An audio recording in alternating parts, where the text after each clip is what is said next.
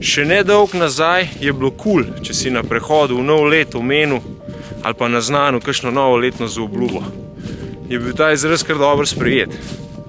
Če ti pa zdaj sam po nesreči uide ta fraza iz ust, je velika verjetnost, da se ti bodo ljudje celo smejali, v smislu: "Glej ga, novoletna zaobljuba," je rekel.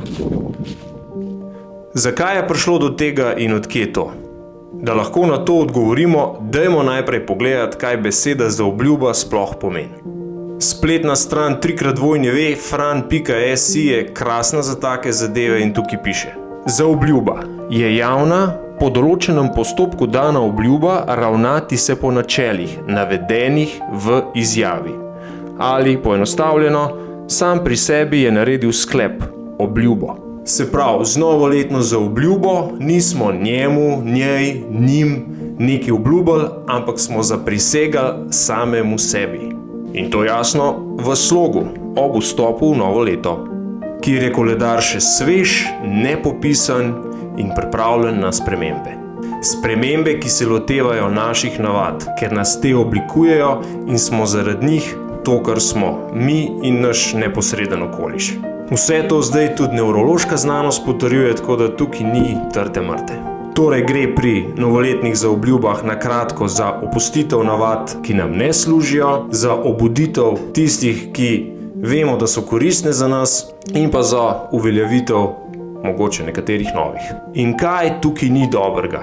Čemu se gre tukaj posmehvati in smejati? A ni to the best, če želimo nekaj na sebi spremeniti na boljš? Ja, itak da je, ampak edina težava, če lahko temu sploh rečemo težava, je v tem, da o spremembah odločamo mi sami. Mi sami se lahko upremo skušnjavi ali pa se ji predamo. Mi sami odločamo o tem, kaj je ja in kaj je ne. Mi in samo mi. In ta izvršilna moč nad spremembami, ki ji lahko rečemo tudi odgovornost, valjda smrdi, je lahko v breme. Ni neka fancy šmensi stvar. Ker na zavestni ali zavedni ravni bi valjda mi radi že jutri bili supermeni, na podzavestni ravni pa boh ne daj, se pa in telo vsaki neobičajni stvari, vsaki novi navadi, spremembi upira tako, ker sta dolga in široka. V glavnem, novoletne zaobljube oziroma novi začetki skoraj vedno pripeljajo do razočaranja, do starih poti našega šoferanja skozi vsak dan. Zato smo jih, novoletne zaobljube, in sam njihov pomen tudi tako zelo zasovražili in se na ta način vsaj pri eni stvari zedinili. Ampak halo, saj se lahko tej neljubi frazi tudi izognemo. Kva pa to? Še posebej, če jo razumemo kot neke radikalne posege v naš način razmišljanja in obnašanja, ker seveda spominja na iskanje bližnjic. Z njimi pa vsi vemo, kako je. Tako da ne zato, ker je nov let, ampak ker vsak sam pri sebi ve, da ima še precej lufta, da se takoj najde kakšna lastnost, ki bi jo lahko izboljšali, je skrajen čas za miniaturne, ici-bici majhne in minimalne dnevne napredke na kateremkoli področju.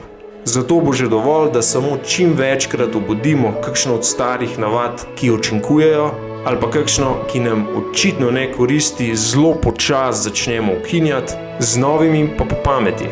Manj je več, tudi v svetu navad. In še posebej v svetu, kjer nas vsi skušajo prepričati v nasprotno. Hvala za ogled, če se še niste, dajte se prijaviti na kanal in se vidimo v naslednjem prispevku. Srečno!